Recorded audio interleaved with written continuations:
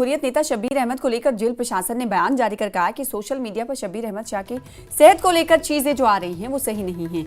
उन्हें गुरुवार को यूरिनरी ट्रैक्ट सिम्टम्स के चलते सफदरजंग अस्पताल भेजा गया था और यहां हालत उनकी स्थिर है। शब्बीर अहमद शाह को जेल अथॉरिटी की तरफ से तमाम मेडिकल ट्रीटमेंट कहा गया कि प्रोवाइड कराया गया था।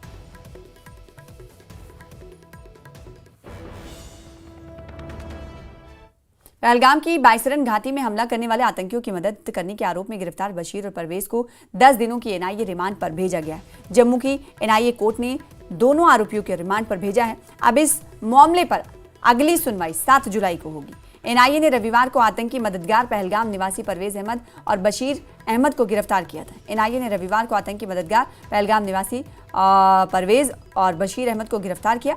एनआईए के मुताबिक बशीर और परवेज ने हमले में शामिल 3 आतंकियों की पहचान का पर्दाफाश किया और ये भी पुष्टि की कि वो प्रतिबंधित आतंकी संगठन लश्कर-ए-तौयबा से जुड़े पाकिस्तानी नागरिक थे।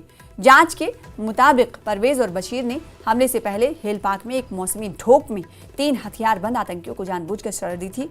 दोनों लोगों ने आतंकियों को खाना, आश्रय और रसद की मदद की थी।